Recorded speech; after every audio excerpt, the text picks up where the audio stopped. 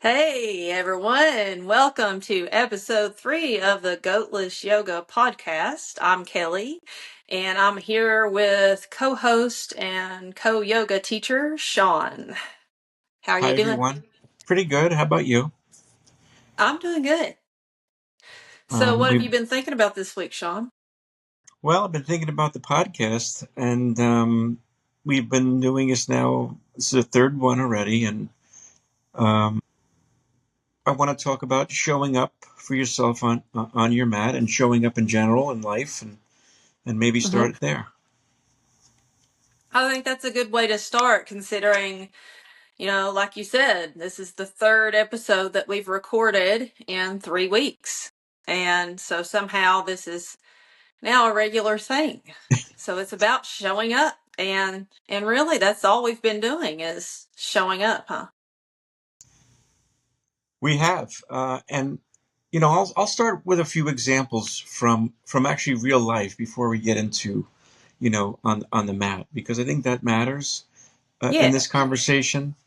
And I almost want it to be my mantra, like, just show up, no matter what I do, or um, whether it's work, or if it's helping a friend out, or I want to be known as the person who showed up, and Mhm. and I want to. I'm proud of it. I'm proud that I can do that. And if I tell someone, I can help them move a couch to the new apartment Saturday morning, I'm going to show up. And that eventually, carries over for myself in yoga. And when I go to when I start my practice, I do it. And if it's an hour, I'm dedicating to it, then I'm going to do the hour. I'm not going to half-ass it. I'm not going to, say I'm going to do, obviously if I'm sick or something doesn't feel right, or I'm injured, obviously I'm not advising anyone, or I wouldn't ever, do anything that's not healthy to my body. But for that hour and 15 minutes, I'm going to show up on the mat just as I would carrying a couch up 3 flights of stairs, or whatever it might take for a friend of mine. Um, and I know in real life, and in that one example, that matters to somebody. So in the same way, it matters to me when I sign up for a class, or I teach a class, or I'm just practicing at home. For that time, I show up for myself, and it's a positive thing, and it feels great when I'm done. And yeah, it's a struggle. Yeah, sometimes it's hard, but I've been pretty consistent with that over a number of years now. How about yourself? Yeah, I mean, I think about the thing that I've heard a lot of teachers say, and honestly, I say it too because it's true. The hardest part of our practice is making it to the mat. Once we're there, and we might as well do something, right? But for me, part of what a yoga practice can do is show me to myself. Like, what am I capable of doing? In what ways am I capable of showing up? And if nothing else, and this is something that I tell folks when I'm teaching too, is our yoga practice should inform our life off of the mat. So I like that you gave that real world example. If you can come sweat your hind end off, you've been taking hot yoga these last few weeks, you've been talking about it. If you can sweat your hind end off for an hour in a hot yoga class, yeah, if you're available during that time, you can help a friend carry a couch, and that you can say yes to that, Right. right? And so, yeah, my yoga practice really has informed the way that I see my capability and has also changed my relationship with my body in a pretty significant way that I am grateful for every single day. But yeah, it's about showing up for yourself, and there's a really big reason why that's important. Wouldn't you say it's important? one of the most important things you can do for yourself is to show up for yourself, love yourself. It's probably the only thing you need to do. Mhm. Um, because of those reasons, because it does go through your life in other ways and other examples. If you could, before you can show up for someone else, you have to show up for yourself. You hear that one a lot too. That's true. Yeah. Because like you said, I can show up for a hot class, sweat my butt off for an hour, and another example might be someone needs help with a car repair. That's another example Mhm. of showing up for someone else, only because I showed up for myself during that time. Mhm. Right. And so I was on a podcast kind of television program called The Strength Within a few months back. It hasn't aired yet. But the host of that I knew prior to the filming, and he had asked me to be on his show. And one of the things that we originally discussed was something that I'd written in one of my Instagram posts. And it was, if I can stand up, I show up for myself. I was talking about for myself. But ultimately, that does translate into showing up for others. And I have since revamped that to, if I am conscious, I can show up for my practice. All I need is consciousness. And the beautiful thing about that is that means that no one, nothing, as long as I have consciousness, nothing can take my practice from me. It is mine. And all I need is that consciousness. And when I don't have consciousness anymore, I'm somewhere else doing a whole other thing. So it doesn't matter anyway. But as you said, if we have to show up for ourselves first. And I come from a very self-sacrificing culture. Like self-sacrifice and not being prideful or selfish is held in high regard. So much so that there's this saying, if you ask people how they're doing, they'll say fair to middling, meaning they're doing in the middle, they're fair. Almost like it's inappropriate to say, I'm doing great, I'm doing really good. That it always has to be fair so that you're not becoming too prideful or too uppity or too this or that. But the thing about that is, and it's a big catch, right? There is ego involved in everything. Everything that can be considered an identity has ego attached to it. Ego in and of itself is not bad. And maybe that's a whole other podcast topic. But if we close ourselves off to that showing up for ourselves, we're not going to reach our greatest good, our highest potential for ourselves, our well-being, of what we can offer the world. And then therefore, in some ways, will always remain a liability. We'll always be, there'll always be part of us that someone else has to be responsible for.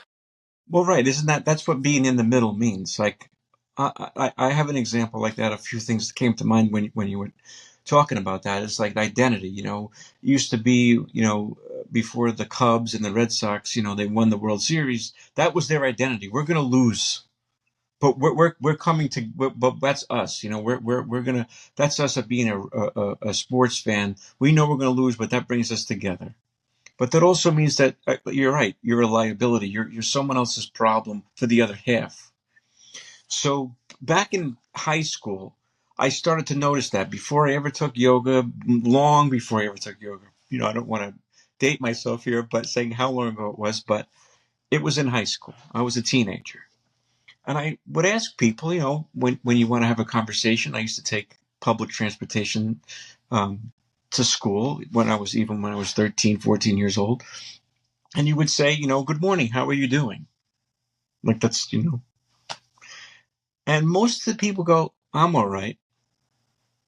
And I would think and sit down on the bus or the train and go, is that the answer? Like that's it? This is a grown man who, allowed me to get in front of him, maybe in line to pay the bus driver and sit down, and he's all right? Because I felt like I was better than all right. I felt good. I was on the bus, the sun was out, or, I was alive. And um, maybe it's just me. But soon after that, I don't know if it was, at 13 or 14, may have been 15 years old, when someone would ask me that, how are you doing? Or how's your day? I would answer with other words, you know, you know, consciously doing it, looking, waiting to say it. And I would use if they would say to me, how are you doing? I would say terrific, great, you know, fantastic. Because I just wanted, why not? Why should I be okay? Mm-hmm. So even then, at that time, I was showing up for myself, and maybe they might have smiled, maybe they might have used the same, but maybe they wouldn't say that anymore. I'm all right, just day by day, or one of these statements, and I it always bothered me when someone would say that, because it had to be better than that. Because I'm looking at these people as a kid saying, I want to know how to do this. I'm in this world, I'm in this life. I'm a teenager now, and I'm seeing how you're doing. You look like you're doing okay. You're in a suit. You got a newspaper. You know, it looks like I'm trying to learn from you. You can't be just doing all right. I hope it's better than that. And you know what? Maybe it wasn't. Maybe it wasn't for that man. But I made it better for me. I wanted to say that terrific. I wanted to say fantastic. I was going to have a good day. And at least for that few hours, I did. At least for the bus ride.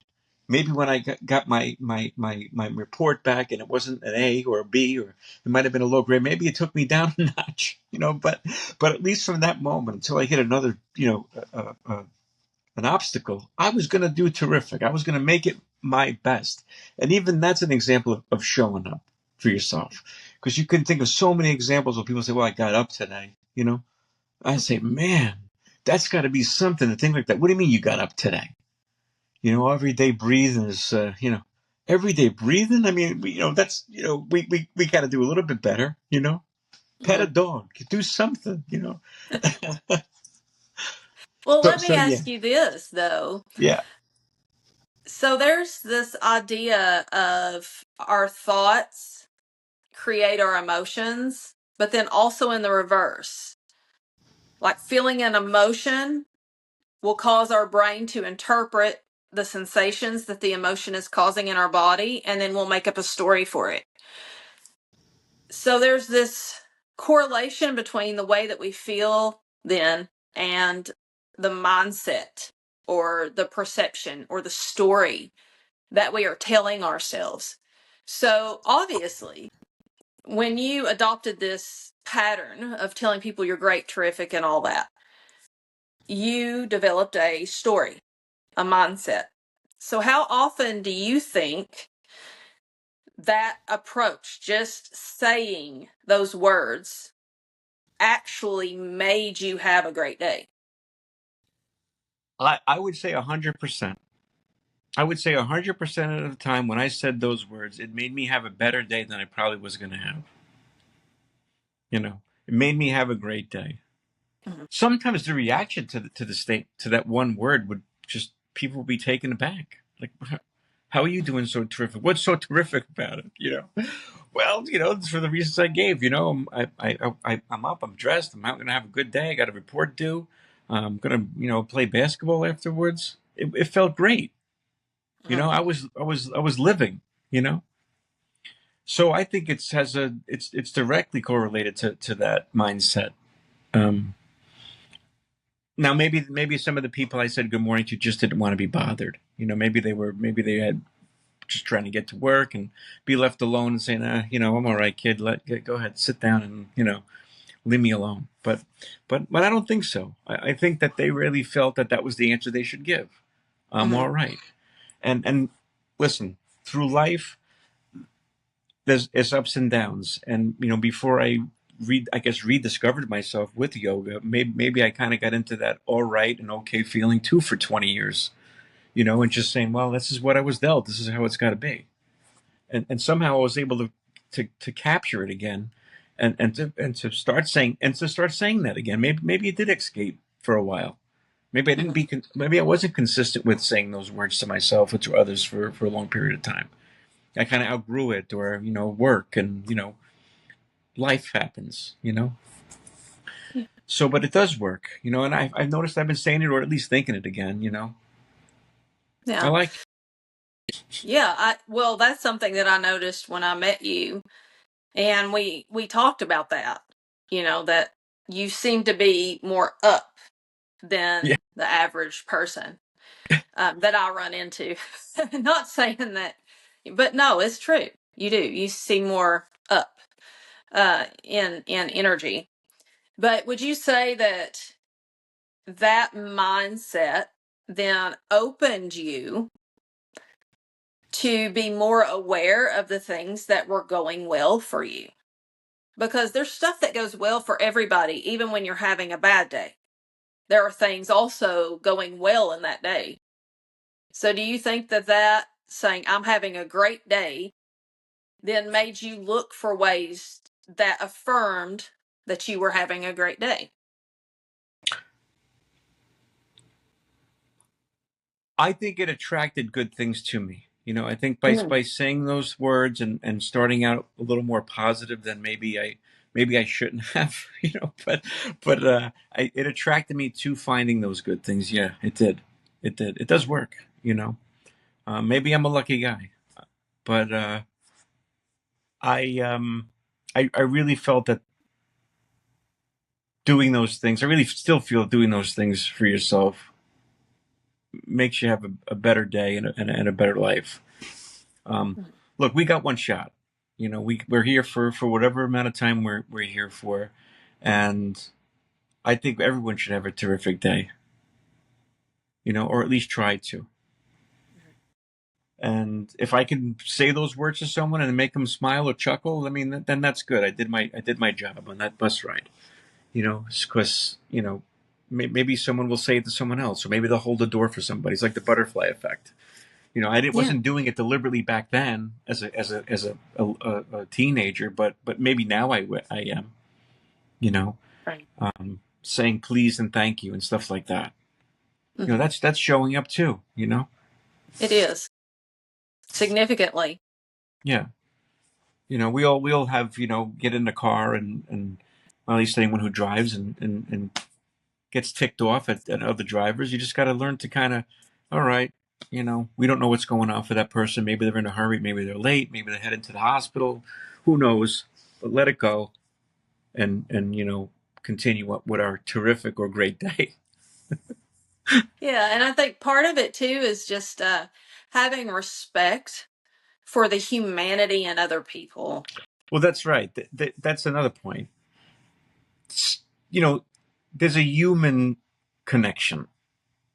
It doesn't have to be a loved one. It doesn't have to be a family member. It doesn't have to be a coworker. It's another human deserves the respect from you. I mean, come on.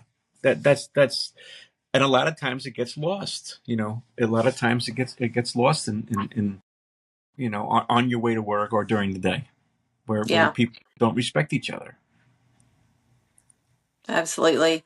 So I think again about what yoga is, bringing it again back to yoga, what yoga is, traditionally what it has been, and what yoga can be for people. And the term svadhyaya, or self-study, is one of the principles of yoga, is what yoga is here for us as a tool for us. Inner work, self-study, to find the truth of who we are. And there's only a few ways that we can really unpack all the things, the identities, and the things that have been put upon us. I've been using in class the example of that coach who in the fourth grade maybe told you, you can't run. And so then from that time on, Your story in your head was, I'm not a good runner. I can't run. I shouldn't run in public. I shouldn't. And then one day you decide, I'm going to try to run.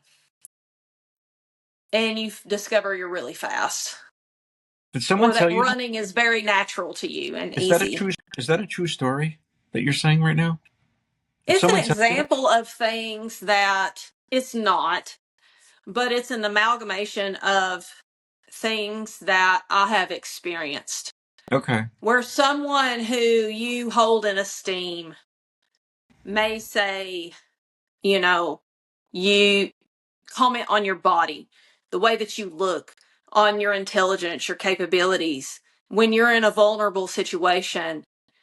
And then what they say to you becomes the voice in your head, and then after so many years, you think that's your own voice, when really it never came from you to begin with. Mm-hmm. And it's not your baggage, it's someone else's. And so that's part of the magic, I think, of a practice, is that the yoga practice can show us to ourselves if we allow ourselves to take some risks in our practice and to get uncomfortable and to really open up to a change in perspective, to an opening of almost like you're taking that story or what your perspective was and just crumbling it up and throwing it away, and then there's a blank page. I'm just going to open up, let the page be blank, and then discover from that place. A few weeks ago, teaching the workshop in New Jersey, I had that experience of where all of a sudden stories just left my head, and it was a big unlocking. And there's been moments as a yoga teacher, as a practitioner, where this practice has literally blown my mind in what it can show. And to an outside observer, it would have just looked like I was doing postures on my mat, or I was laying in the floor, when really these wild things are happening. Yeah. This life-changing, life-provoking, the feeling of being alive. And I think that is such a gift, and part of the beauty of creating that disciplined practice and saying yes, I am going to show up even if it gets ugly sometimes, even if it hurts a little sometimes, even if I cry, even if I have to do the hard thing and make some changes that are going to take time. And that sounds really heavy in a way, but there's, like you see in my face right now, there's also tremendous joy to the practice. Like when those things start peeling off, it's like, you can breathe again. Well, those are the best moments, because the moments when you do struggle through it, even I know we're both pretty disciplined in it and practice daily, if not pretty close to that, in some way. Um, but those are the best moments when you struggle, or when your balance is off, or when you can't get into a certain posture that you've been doing every day for a couple of weeks, because those are the times when you do the inner work and you do look inside and say, why was that different today? And maybe it was a small thing that happened in your life. Maybe it was a big one. Something was off. Maybe it was, you know, something so simple, but it made you conscious of it, because you could do the pose you were trying, but for some reason it just didn't work out right. So that's another way to show up, and to, well, as a teacher, it's even it's I actually like when it happens. It's a teachable moment when you're showing just this example of a balancing posture and you fall out of it. It gives you a perfect opportunity to kind of explain yoga, explain why you're here, explain why Yeah. it's important to show up more for yourself. Mhm. Um, and also in your own practice, without teaching, you learn something about yourself. So a great example, of that. And those aha moments that maybe you don't realize it during the balance posture, but at some point that day or soon after, you say, all right, I got it. Mhm. I was having some frustration here and it carried over to the mat, but by showing up, it came out. I recognize it, and now I can apply the a procedure to rectify that. And Right. that's what I love it. Um, uh, that's great. Thanks Yeah, for sharing. and in your example there, it's not about nailing the balance posture. No, no, Not at all. It's about what the attempt of it can show you right. Well, about how you're showing up in the world. your example about running, simplify it. Your example about running was you can't run, so you decided not to run. So maybe your whole high school years you never ran. And then one day you said, I'm going to get a pair of running shoes and run. And you went out and made an attempt to run. You actually liked it. Yeah. So maybe you weren't the fastest person in the world, but you still were able to run. Mhm. So um, those are great moments, and that's layers peeling off, definitely. Mhm. Yeah. It's a I think of Baron Baptiste, who is another early person that I did a lot of his video classes. And in one of them, he would say, and I think the quote came from Lao Tzu, or Lao Tzu. I always say that wrong, but it's falling is learning. Mm-hmm. And yeah, we're both yoga teachers. And I think this is true for anyone who teaches. You can't teach something really that you're not also a student of. And there is something to be said in the goal of lifelong learning. I really do not like the old saying, you can't teach old dogs new tricks. I think that is so false. It's not true. Yeah, It's just simply not true. that's No. but that's another saying that comes from I'm okay, I'm all right, I'm breathing. Mhm. Can't teach an old dog new trick. What? Why? Why are you copping out? Mhm. You know? Mhm. Sure you can. I have dogs. I can train them new tricks anytime I want. Mhm. They love learning. Yeah. Yeah, no matter that, well, that's their jam. It's, Yeah, it's kind of what they're alive for. It's exactly. So why say yeah, that? It's just yeah, kind of take it's the cop out response. it I don't feel is. like talking on the bus, so I'm going to say I'm all right. Well, that's I like when you invite someone to yoga class, or you tell someone maybe they should try yoga, and they come back at you, I'm not flexible though. well I there that's a can't, I'm not flexible. yeah. And I'm like, well, if somebody invited you to lift weights with them at the gym, would you say, I can't, I'm not strong? Oh wow, that's tough to say I that, do. right? That's what I say back to people.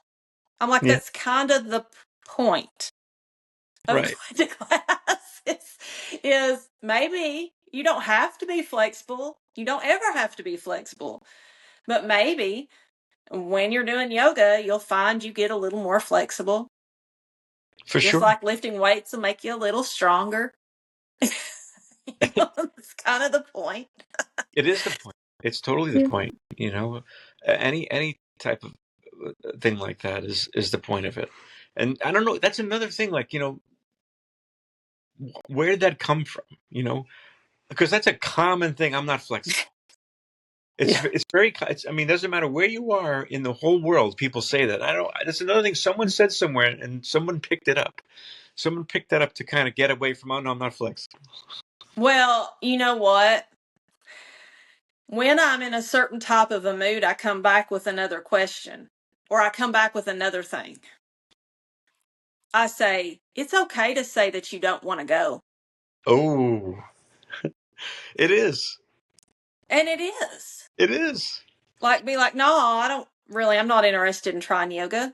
That's also a very good response. It's not going to hurt my feelings. Well, if you're You not, know? you don't. But it's just you're not interested in it. But it's like those are two good examples of you don't lift weights because I'm not strong. I'm not like you're just born to lift weights. You know. Yeah. Or you're born flexible or born anything. But instead of, like, I hear people, a lot of people ask me about motivation because they know I'm very disciplined about my practice and I do not compromise it. It happens in one way or another, regardless of what's going on. And they'll ask me about motivation, and I'm like, motivation is worthless. It comes and it goes. What you need is a decision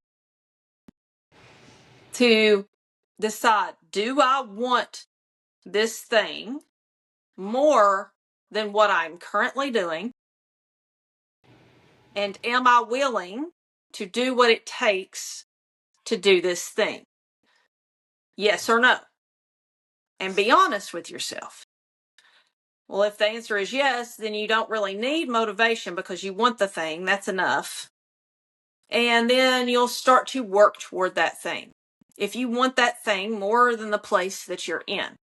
Otherwise, it is also okay to say, no, I'm not ready to move toward that. But I do really like looking at it.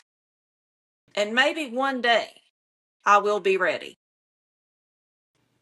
It's okay to say I'm interested in what that looks like, but I am not ready to pursue that yet.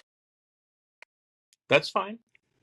Yeah, and then from there, if you think that that's a problem, if you think that unreadiness is an issue, start to ask yourself questions like, why am I so comfortable in the place that I'm in?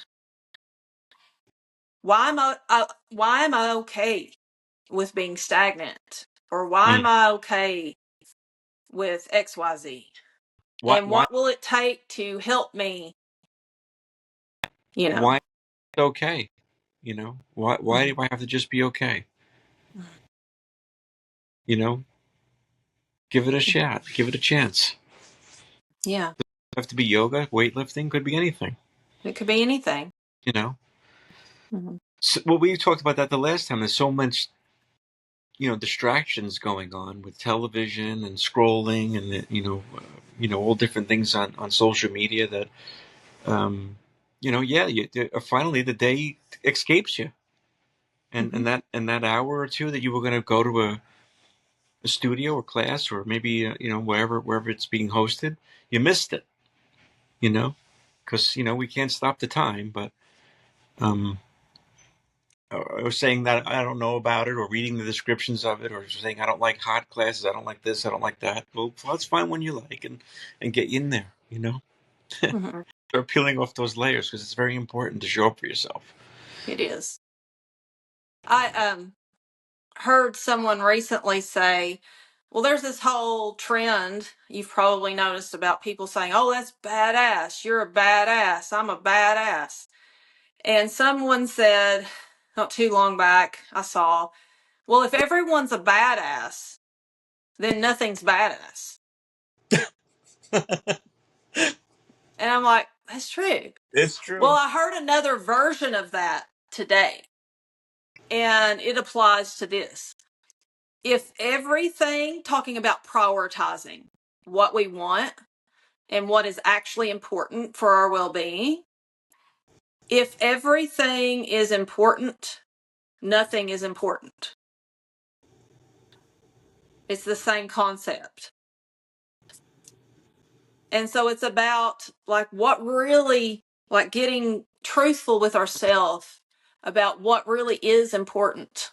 Well, that again. This is another hour, but It is. it is because it brings up a point, right? Like, what's the driver, right? What is my driver? If you just let's simplify it to a week or a day. this week, what's driving me and it's the most important. Let's prioritize what I'm going to do. Mm-hmm. If you had to write it down. Mm-hmm. So um, everything's not important. Like you're saying, if that item or that task you have to do, you don't get to it, that's okay. You didn't have to get to that one. That's not important. So if you wrote it down on the list, what would be most important? Right. Well, work would be one. You need an income to survive in here, and at least in the United States. So so that's priority, right? You want to be able to go to work. What would be two? Well, family, I guess. Yeah, People children, who are dependent upon you for right? their Right. well-being. Exactly. So if you have any children or any, family that depends on you, that would be two. Mm-hmm. So now we're into three. What's three? You want to know what's three for me? Well, yeah, My practice. that would be mine. So that's what I'm saying. That's yourself, right? Three would be yourself. So that would be mine as well. Obviously we have work, we have people dependent, then we have practice, self care. That would be number three. If you're putting in a block of shows on Netflix, then the practice gets bumped down. Your inner work is bumped down, and I think there's a lot more other things that people do that get bumped down. That's why they say I'm not flexible. Your Mm-hmm. schedule is not flexible because you didn't make it that way. You're flexible. You could have made it. You could have tried. You Mm-hmm. know, everyone gets tired. You know, Mm-hmm. time runs out. So if Right. you prioritize yourself, you would be up there. You would get to your wellness every day. Just in that simple example. All the Yeah. lists are not important. The top three or five are probably the most important. You can definitely complete them every day. It's work. Wellness every day. It's got to Well-being be. every day. It has to be. It has to be. Because as humans, we need it, Mm-hmm. especially in our busy societies that we're in, and all the pressures we have to keep it going. We need to put wellness way up there on the list, way up there. And physical fitness as well. I include that up there, right up there. If wellness could be a meditation, it could be reading, it could be something else. It doesn't always have to be a, excruciating workout or a hot yoga. It could be anything, but it has to be up there. In my opinion, that's my advice. It's got to be up there. Work probably comes first. I mean, you got to make pay, in my opinion. But if wellness has to be as high as it can go, Right. It's got to be as high as it can go. And honestly, sometimes my practice can be at least number two, I agree. with work as number three. Because something that I've noticed is I do better work. I'm more productive with my work. It's fresh, it's more enjoyable, and I get more done, like I said, if I'm also prioritizing my practice. Well, It's it's your not prioritizing one over the other, but it's prioritizing them with equal right, gravity. and it's at the top. It's at the top of the priorities. Mm. Every the top five things that you might be prioritizing could probably be interchangeable, at times. And if you, let's say you had a corporate job, this is a great example. If you had a corporate job and you had a doctor's appointment at 9:30, that's your health. Your employer is going to say, "Well, go. I need you to go to that doctor's appointment. We can't have you Mhm. dying on the job. We need you. We want to make sure that you're healthy. You're going to be a better employee, knowing that you are seeing your if it's just a primary care checkup. Mhm. That's the same thing. If you said, well, I you know can can't start work on Wednesdays because I want to take an earlier yoga class, that's the same thing in my book. That's the Yeah, exact thing as an hour doctor's appointment. That's your time for your wellness that makes you a better employee through the rest of that day. So it yes, in does. that example, you prioritize your wellness and then work and so on. Mhm. Yeah, that's awesome. That's just great. That's great advice. And we've also already discussed about how having well-being as a priority also helps us show up better for the people that we have to show up for. Including coworkers and staff and everybody else. Yeah, of And course. everybody, family, friends, loved Yep. ones, coworkers, people on the subway, or I'm not taking the subway, but people at the holler, whatever it is, um, it helps us show up as a better person, not a grouchy person or a hot-tempered person or that sort of thing. Right. Yeah, that was my original example. Whatever it was Yeah. 20 minutes ago about being just, I'm all right, I'm okay. No, I'm Yeah, feel good. I'm happy. You want to hear a joke, or guess what happened in the news, or how are your sports teams doing, or start something. That makes the whole thing better. it does. Well, let me ask you this. So, another thing that I'll sometimes hear people say, I've never had anyone say this. Well, I actually have, not in this exact wording, but they will tactfully say something like this to me. Well, that's easy for you to say because you have such and such kind of job, or you are a healthy person. You are already a fit person. But I don't have that kind of job, or I don't have that kind of money, or I don't have that kind of health. And it's almost like when people, and I think part of this is social media, but I also think people in general have seen fitness this way or well-being this way, as if those people somehow just fell into that, or they've been doing it their whole lives, so now they never struggle with it. Now there's never an obstacle for them. And because, again, like Instagram and stuff, we talked about that, the last show, it being like the highlight reel. Nobody ever showing when they fill out a Warrior 3, but showing when they nailed it perfectly, right? With the pictures or whatever. And, but they don't see that, like, for example, right now, I'm dealing with some shoulder pain from a little injury that I had. But I have still showed up to every practice.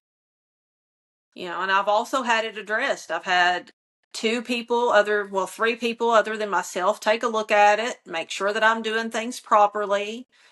I'm taking care of it, but I'm also still showing up to my practice, even when it's uncomfortable.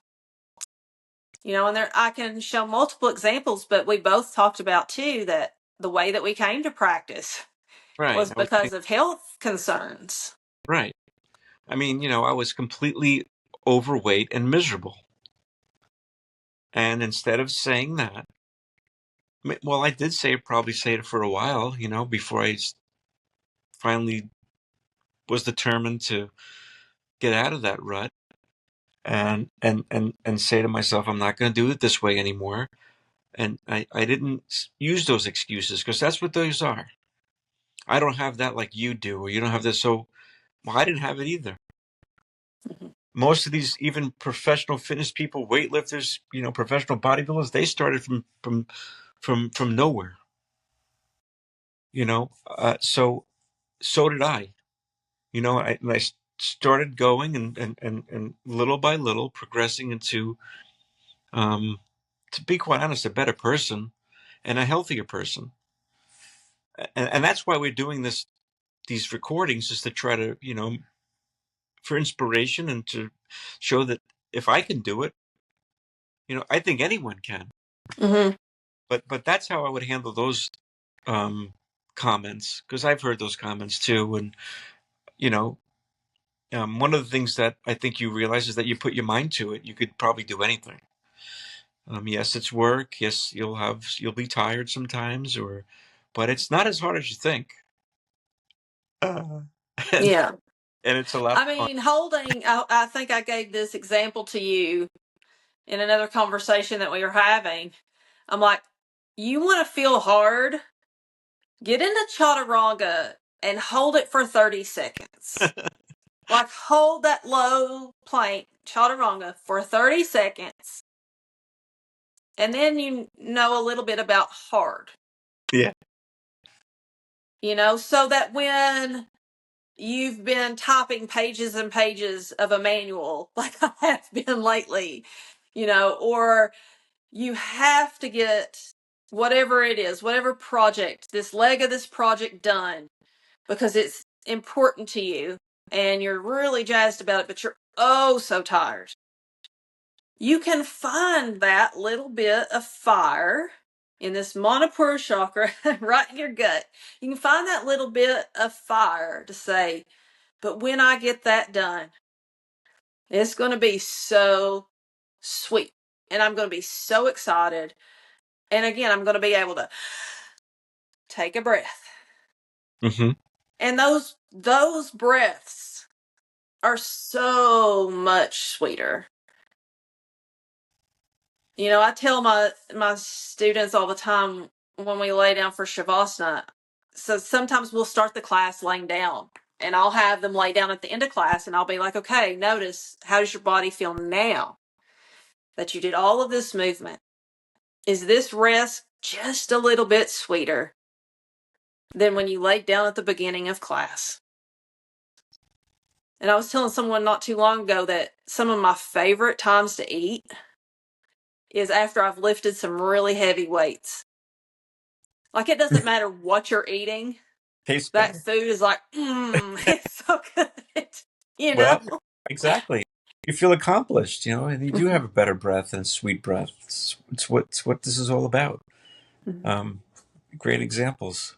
It might be time to get a little bit into what you have been working on. Do you want to talk about that, or you want to save that for another time? Well, I've been working on quite a lot, and so have you. I have. So yeah, what part?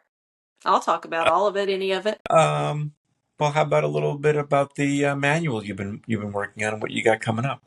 Yeah, so part of it was unveiled at the workshop that we just recently did in New Jersey.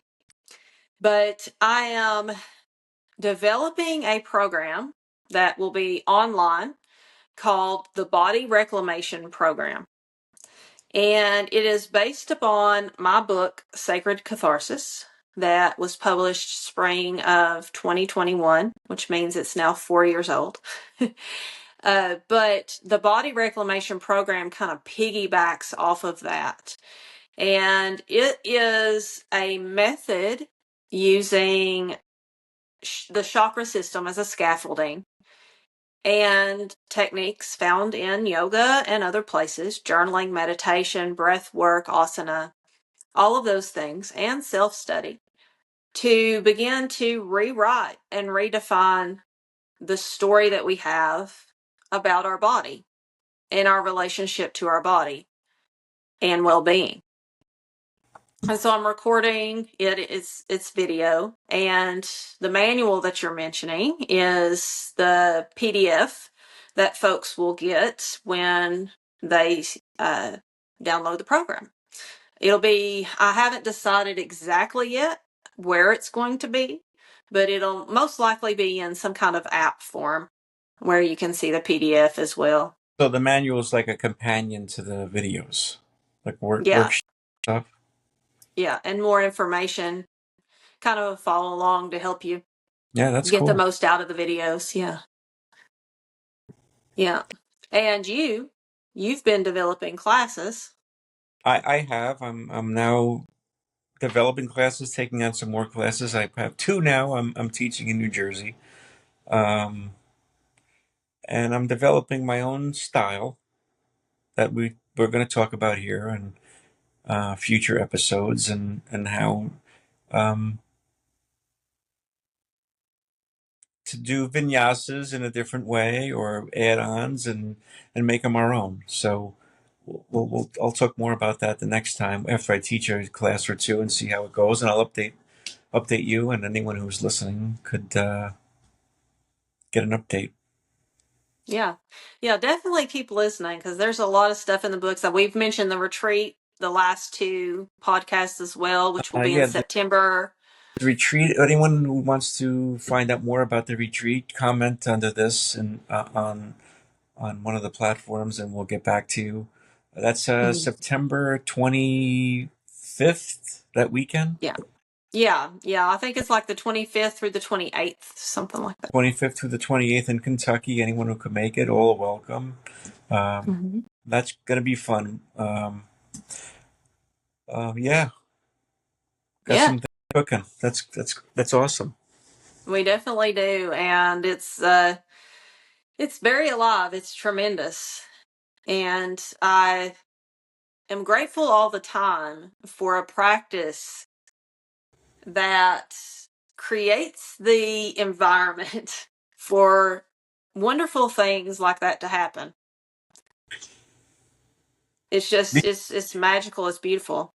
me too, and it's awesome to share it, with others, and it's back to the theme of this podcast is showing up, and when you do these events or these workshops or retreats or events, it really is showing up for someone who wants to learn a little more about themselves, and it's to me it's very gratifying. It's and also a lot of fun Mhm.